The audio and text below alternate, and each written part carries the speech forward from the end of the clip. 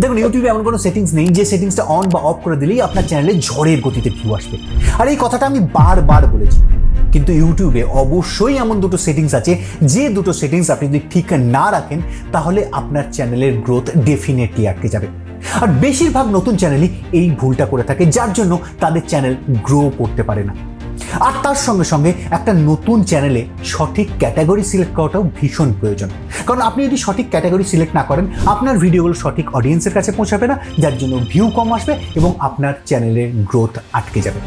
তো এই ভিডিওর মধ্যে আমি আপনাদের অবশ্যই সেই গুরুত্বপূর্ণ দুটো সেটিংস দেখাবো এবং তার সাথে সাথে এটাও এক্সপ্লেন করব যে কোন চ্যানেলের জন্য কোন ক্যাটাগরিটা সঠিক হবে। তো অনেক গুরুত্বপূর্ণ একটা ভিডিও হতে চলেছে, মন দিয়ে দেখার চেষ্টা করবেন। তো চলুন শুরু করা যাক। প্রথমে আপনার মোবাইলের মধ্যে ক্রোম ব্রাউজারটা ওপেন করে তাতে ডেস্কটপ মোডটা অন করে নিন। ডেস্কটপ মোড অন হয়ে গেলে টাইপ করুন studio.youtube.com। এবার আপনি যখন ইউটিউব স্টুডিওতে ঢুকে যাবেন একদম নিচের দিকে চলে যান, সেখানে সেটিংস পাবেন। সেটিংসে ট্যাপ করুন। সেটিংসে ট্যাপ করার পর চ্যানেলে ট্যাপ করুন। চ্যানেলে ট্যাপ করলে আপনার সামনে চ্যানেলের সেটিংসটা খুলে যাবে। এখানে দেখবেন প্রথমেই আপনি দেখতে পাবেন কান্ট্রি অফ রেসিডেন্স বলে একটা অপশন আসছে। সেখানে আপনার কান্ট্রি মানে আপনি যেখানে বসবাস করেন সেই দেশের নামটাকে আপনাকে সিলেক্ট করতে হবে। উল্টোপাল্টা কোনো দেশের নাম কিন্তু আপনি এখানে দিতে পারবেন না, আপনি যেখানে থাকেন সেই নামটাই সিলেক্ট করবেন। এবার এটা হয়ে গেলে এর পরের যে অপশনটা আছে, যেটা মেইন ইম্পর্টেন্ট অপশন, সেটা হচ্ছে কিওয়ার্ড সেকশন।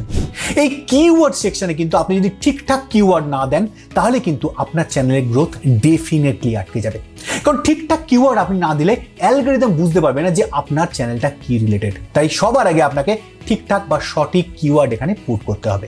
এখানে প্রথমেই আপনাকে আপনার চ্যানেলের নাম লিখতে হবে, যাতে ইউটিউবে এসে কেউ আপনার চ্যানেলের নামটা লিখে সার্চ করলে প্রথমেই তাকে আপনার চ্যানেলটাই দেখানো হয়।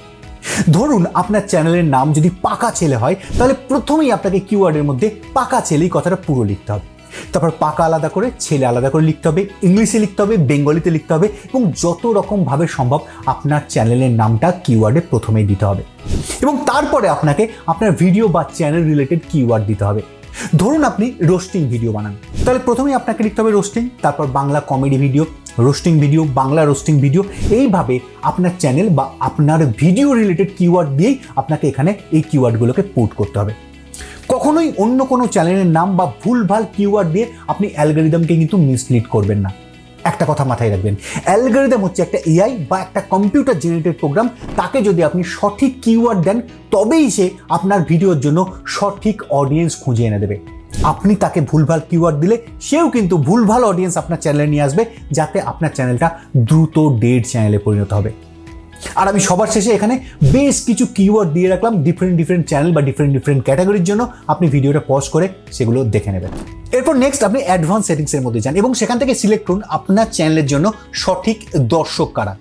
যদি আপনার ভিডিওগুলো বাচ্চাদের জন্য না হয় তবে অবশ্যই সেট করুন no, set this channel as not made for kids এবং তারপর আপনি এটাকে সেভ করে দিন। আর এই দুটো সেটিংস ঠিকঠাকভাবে সেট হয়ে গেলে চলে আসুন আপলোড ডিফল্টের মধ্যে, আর সেখানে অ্যাডভান্স সেটিংসটাকে সিলেক্ট করুন। আর এর মধ্যেই আপনি পেয়ে যাবেন ক্যাটাগরি অপশনটা, যেটা ভীষণ জরুরি একটা নতুন চ্যানেলের জন্য। আপনাকে একটা ঠিকঠাক ক্যাটাগরি সিলেক্ট করতেই হবে। আর ইউটিউবের মধ্যে টোটাল 15টা ক্যাটাগরি আছে, আর এই 15টা ক্যাটাগরি আমি এখন আপনাদের 1 by 1 এক্সপ্লেন করব, যাতে আপনারা সঠিক ক্যাটাগরিটা সিলেক্ট করতে পারেন আপনার চ্যানেলের জন্য। Number 1, autos and vehicles. এই ক্যাটাগরির মধ্যে কিন্তু সাইকেল থেকে শুরু করে বাস, লরি, গাড়ি, এয়ারপ্লেন সমস্ত কিছু পড়ে। মানে এই সম্বন্ধে কোনো রিভিউ ভিডিও করুন বা এক্সপ্লেনেশন ভিডিও করুন বা মানুষকে বোঝান যে কোন গাড়িটা, কোন সাইকেলটা, কোন বাইকটা তার কেনা উচিত বা উচিত না, সেই সমস্ত ভিডিও কিন্তু এই অটো অ্যান্ড ভেহিকলস ক্যাটাগরির মধ্যেই পড়ে। আর সব থেকে মজাদার ব্যাপার হচ্ছে এই ক্যাটাগরিতে কিন্তু রেভিনিউ বা আরপিএম খুব বেশি, সুতরাং এই ক্যাটাগরি ভিডিও আপনি করতেই পারেন। Number 2, comedy. Roasting video, prank videos, comedy vine, comedy sketch বা স্ট্যান্ড আপ কমেডি ভিডিও, এই ধরনের ভিডিওগুলো কিন্তু কমেডি ক্যাটাগরির মধ্যে পড়ে। মানে আপনার চ্যানেলের মেন পারপাস যদি মানুষকে হাসানো হয় তবে অবশ্যই আপনার ক্যাটাগরি হবে কমেডি। Number 3, education. এই ক্যাটাগরিটা কিন্তু খুব কমপ্লিকেটেড, কারণ প্রচুর ধরনের ভিডিও এই ক্যাটাগরিটার মধ্যে পড়ে। মেন মোটামোটা একটা জিনিস বুঝে নিন, সেটা হচ্ছে আপনি যদি কোনো কিছু মানুষকে শেখান তাহলে কিন্তু সেটা এডুকেশন ক্যাটাগরির মধ্যেই পড়ে। যেমন এই চ্যানেল থেকে আপনি কিছু শিখতে পারছেন, সুতরাং এই চ্যানেলটাও কিন্তু এডুকেশন ক্যাটাগরির মধ্যেই পড়ে। কিন্তু আমার প্রথম থেকে প্ল্যান ছিল যে আমি কিছু রিভিউ ভিডিও করবো, মানে টেক গ্যাজেট রিভিউ ভিডিও করব, যেটা আমি অলরেডি শুরু করেছি, যার জন্য আমি টেক করে রেখেছিলাম। কিন্তু অ্যাকচুয়ালি এই চ্যানেলটা এডুকেশন ক্যাটাগরির মধ্যেই পড়ে। সুতরাং যেখান থেকে আপনি কিছু শিখতে পাচ্ছেন বা আপনি যখন নতুন একটা চ্যানেল খুলছেন এবং কাউকে কিছু শেখাতে চাইছেন, সেটা এডুকেশন ক্যাটাগরির মধ্যেই পড়বে। সেটা ফিজিক্সের ক্লাস হতে পারে, কেমিস্ট্রি ক্লাস হতে পারে, রান্নার ক্লাস হতে পারে, ড্রয়িং ক্লাস হতে পারে, যে কোনো কিছু হতে পারে। ইভেন মোটিভেশন যে ভিডিওগুলো হয় সেগুলোও কিন্তু এডুকেশন ক্যাটাগরির মধ্যেই পড়ে। Number 4, entertainment. এন্টারটেনমেন্ট এমন একটা ক্যাটাগরি যেটার মধ্যে অনেক ধরনের ভিডিও পড়ে। এন্টারটেনমেন্টের মূল অর্থ হচ্ছে মনোরঞ্জন, যা মানুষকে আনন্দ দেয়, যা মানুষের মনোরঞ্জন করে, সেগুলোই কিন্তু এন্টারটেনমেন্ট ক্যাটাগরির মধ্যে পড়ে। সেটা কোনো ফানি অ্যাক্ট হতে পারে, বাইক স্ট্যান্ডের ভিডিও হতে পারে, কবিতা আবৃত্তির ভিডিও হতে পারে, বা বলিউড নায়ক নায়িকাদের লাইফস্টাইল নিয়ে কোনো মশলাদার নিউজও হতে পারে। যা মানুষকে আনন্দ দেয়, যা মানুষের মনোরঞ্জন করে, তাই এন্টারটেনমেন্ট ভিডিও। এবার আপনি আমাকে প্রশ্ন করতে পারেন যে কমেডি ভিডিও তো মানুষকে আনন্দ দেয়, সেটাও তাহলে এন্টারটেনমেন্টের মধ্যেই পড়বে? কিন্তু না, কমেডি ভিডিও মানে শুধু যদি আপনার পারপাস হয় মানুষকে হাসানো, আপনার ভিডিওর মধ্যে এমন এলিমেন্টই যদি শুধু থাকে যেটা মানুষকে হাসায়, তাহলে কিন্তু সেটা কমেডির মধ্যে পড়বে। কিন্তু আপনার ভিডিও যদি হাসি, কান্না, আনন্দ সমস্ত কিছু মিলিয়ে একটা টোটাল এন্টারটেনমেন্ট প্যাকেজ হয়, তাহলে কিন্তু সেটা এন্টারটেনমেন্ট ক্যাটাগরির মধ্যে পড়বে। Number 5, film and animation. Entertainment category আর এই ফিল্ম অ্যান্ড অ্যানিমেশন ক্যাটাগরির মধ্যে কিন্তু খুব একটা পার্থক্য নেই। আপনি যদি শর্ট ফিল্ম বানান বা অ্যানিমেটেড ফিল্ম বানান বা অ্যানিমেটেড কার্টুন ভিডিও বানান, তাহলে কিন্তু আপনি এন্টারটেনমেন্ট বা এই অ্যানিমেশন অ্যান্ড ফিল্মের মধ্যে যে কোনো একটা ক্যাটাগরিকেই চুজ করতে পারেন। Number 6, gaming. এই গেমিং ক্যাটাগরিটা নিয়ে আলাদা করে নিশ্চয়ই কিছু বলার থাকে না, কারণ যে কোনো কম্পিউটার গেমস বা মোবাইল গেমস রিলেটেড যারা ভিডিও বানান তাদের চ্যানেলের ক্যাটাগরি হবে gaming. Number 7, how to and style. এই হাউ টু অ্যান্ড স্টাইল আর এডুকেশনের মধ্যে কিন্তু প্রচুর মিল আছে। মানে এডুকেশন ক্যাটাগরির অনেক ভিডিওকেই কিন্তু হাউ টু অ্যান্ড স্টাইলের মধ্যেও ফেলা যায়। কিন্তু এখানে মেন পার্থক্যটা হচ্ছে যখন আমি হাতে কলমে কিছু করে দেখাচ্ছি বা শেখাচ্ছি, সেটা হাউ টুর মধ্যে পড়ে। যেমন ধরুন, আমি প্রথম থেকে শেষ পর্যন্ত একটা টেবিল কিভাবে বানাতে হয় এর ওপর যদি একটা ভিডিও বানাই, সেটা হাউ টুর মধ্যে পড়বে। এবং আমি লাইফ হ্যাক্সের ওপর কোনো ভিডিও বানালে সেটা হাউ টুর মধ্যে পড়বে। ইভেন আপনি যদি হাতে মেহেন্দি কিভাবে করতে হয় সেটা প্রথম থেকে শেষ পর্যন্ত করে দেখান, সেটাও কিন্তু হাউ টুর মধ্যে পড়বে। তার মানে পার্থক্যটা কোথায় হচ্ছে? আমি যখন হাতে কলমে কিছু করে দেখাচ্ছি বা কিছু খাতায় কলমে তৈরি করে সবার সামনে দেখাচ্ছি, সেটা হাউ টুর মধ্যে পড়ছে। আর আমি যখন থিওরিটিক্যাল মানে কোনো আলোচনা হচ্ছে, কোনো জ্ঞান দেওয়া হচ্ছে, সেটা এডুকেশনের মধ্যে পড়ছে। Number 8, music. এই মিউজিক ক্যাটাগরিটা নিয়ে বিশেষ কিছু বলার বা আলোচনা করার নেই, কারণ যে কোনো গান বা গান রিলেটেড ভিডিও সেগুলো কিন্তু এই মিউজিক ক্যাটাগরির মধ্যেই পড়বে। Number 9, news and politics.